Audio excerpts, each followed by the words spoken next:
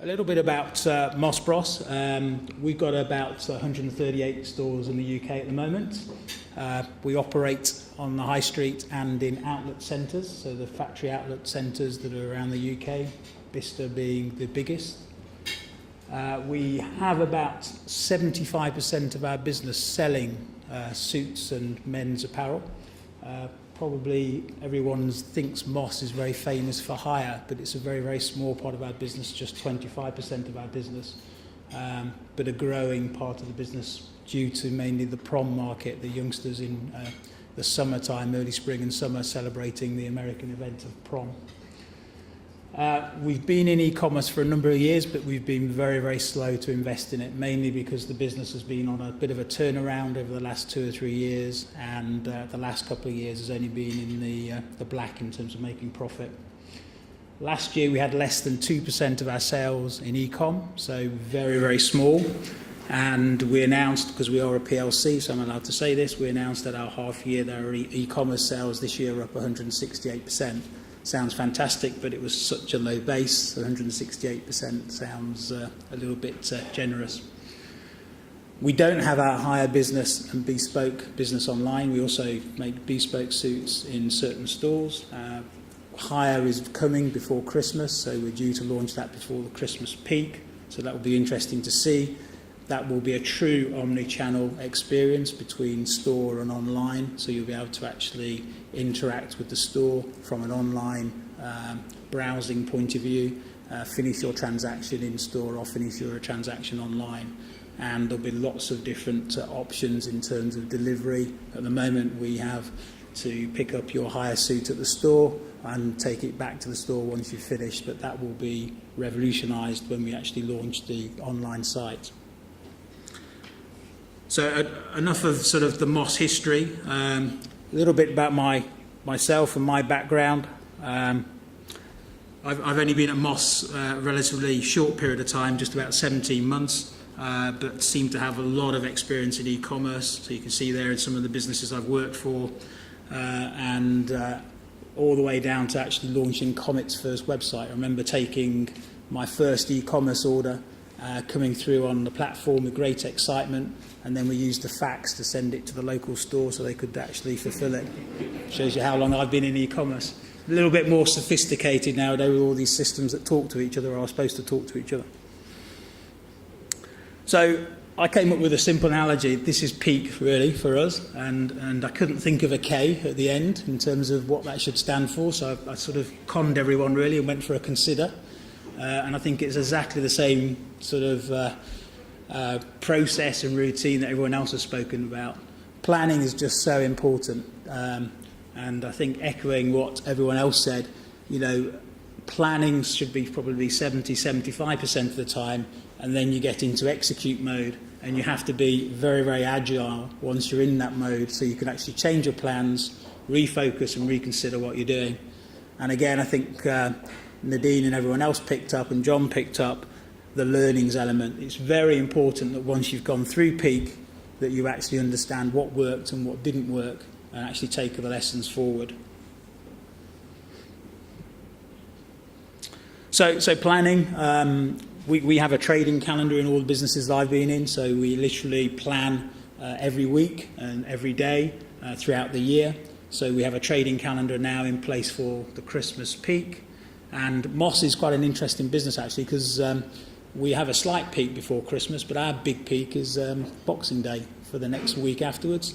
It seems that men really want to buy suits in a very cheap sale and tend to go out and buy 2 to 3 suits during that week. So we have a peak week, which is the following week after Christmas. So we have a slight peak before Christmas, then a massive peak that starts Christmas Day, Boxing Day from an online perspective.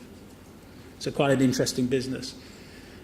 Use all the key dates that are available. We've already spoken about some of the Thanksgiving dates that happen. You know, plan those, use those events. Amazon now send out in the UK on Black Friday exactly, you know, the promotion. The UK consumers are now used to these American dates, so use them as an opportunity to promote to your customer base. Look at your email frequency. Should you be upping your email frequency at peak? Yes, you probably should. And what should that content be? Gift shops, very, very important. We don't normally have a gift shop all year round, but we actually do have one now. So we'll actually have a gift shop live by the end of September. That's my normal target, to get that up and running and start to build on that as the more product comes through. Very, very clear focus to actually take advantage of the peak.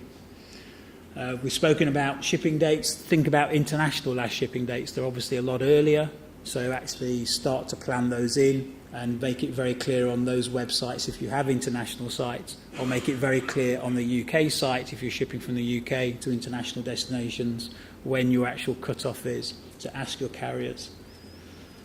UK last cut-off date, we've spoken about that, very important. This year Christmas is on a Wednesday, so we have a very sort of strong challenge in terms of how we cut off and when do we cut off. One of the little tips that I've used in the past and might use this year as well is that if someone orders on a standard delivery, we actually automatically upgrade it to next day. So they actually get a next day service so that we actually can extend the cut-off even though they've paid for a standard price. Also try and build in a bit of recovery period as well. So think about the fact that a customer may get something pre-Christmas and it may not fit, may not be right, may be damaged if the QC isn't quite right. So you need to be able to recover and actually make sure that you can get an order out to that customer in time for Christmas so you don't disappoint them, and actually think about the promise. We have all our affiliate activity and marketing now in place. PPC strategy also in place. We spoke, I think a couple of people have spoken about PPC strategy and the importance of that. When do you start your bidding on some of the keywords? When do you up your bids, etc.? It's all key elements of that trading calendar to coincide with the sales targets that you might have. Think about your third-party channels. We sell on Amazon and eBay, so they need to reflect what we're doing in terms of the main site. Are we doing some exclusives there?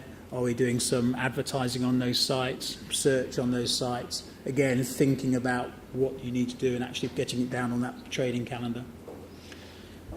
If you do direct mail, so mails through the snail mails, when do you do them? When do they drop down? How do you actually synchronize your email to make sure they drop at the same time and you actually follow up those mailings so you get your conversion up? Think about your colleagues in the distribution centre and the customer services. What are your planned volumes over the peak period? Give them your plans so they understand. They can actually think about manning. And I think we've already mentioned, make sure you have the stock allocated to you. In my business, if the stock's gone to the stores, it's very difficult to get that stock back in time. So making sure you've got enough allocation to hit your sales forecast is key. Just some of the things around execute, just get ahead of the game. I think Nadine showed us some of the Christmas creative from Thomas Pink, which was very nice of her to show the potential competitor, some of the creative. But get ahead in terms of your email creative. Actually get some of that down early and done. Think about your site creative. I mean, we do a step change to Christmas, so we don't go full bang snowballs and Santa Claus from sort of end of October. It's a step change so that we get more and more Christmassy as we get towards the peak period. Make sure you're on brand. We have stores, so we need to make sure that the brand has a similar message going in all channels. So we'll actually pick up some of the store creative, use some of the store creative. Because online can be a little bit more content orientated, we extend that, so we use it as the base theme for what we're actually telling our customers. Content changes, make sure they're all on cue, so opening hours of stores, shipping dates. If you're doing returns amnesty, very important. Customers are buying gifts now, not going to be giving them until the Christmas day, so they need to be able to return them if those gifts are unwanted. So your 7-day or your 14-day or your 28-day no quibble guarantee that you may have as a business, you probably need to extend to take that into account. So think about that amnesty and how you actually publicise it. Ensure just other people have planned as well. Bring them in onto your planning sessions for Christmas. So is there enough packaging in the DC for the volume of orders that you're actually thinking about? Very, very simple stuff. What are the opening hours over the bank holidays for the DC? Because our peak is post-Christmas, it's quite important we try and get those orders out ASAP. So when do we open the warehouse over that period, and what are we doing about that? Returns processing, really key at Christmas. You really want to get fast returns processing at the DC, so you can get that product back on sale pre-Christmas and try and sell it again before you go into the sale or the markdown where you're actually reducing your margin. So think about returns processing. Does the warehouse have enough people in returns processing to turn that quickly? And when do you get your sale in? When do you go on sale? Key. And in terms of online, we can probably go on sale earlier than stores, so we can do a preview to our active customer base, so we can do a little bit more earlier than perhaps the stores can do. And picking up on the agile theme, you really do remain agile over the period. Keep a close eye on that trading, look at your responses in terms of email, look at your conversion on the site, traffic, all the normal things that you would be looking at. And make changes. Don't be frightened to make changes. Just don't stick with a calendar because you've actually got a calendar or a plan. Make changes if you see things that aren't working. And you'll get last minute deals. I always do. You get the phone call or the email from someone saying, I've got a great deal, will you do this with this affiliate, will you do this with display advertising, etc. So keep a bit of budget back for potentially some of those. They do come through and they're probably worthwhile looking at.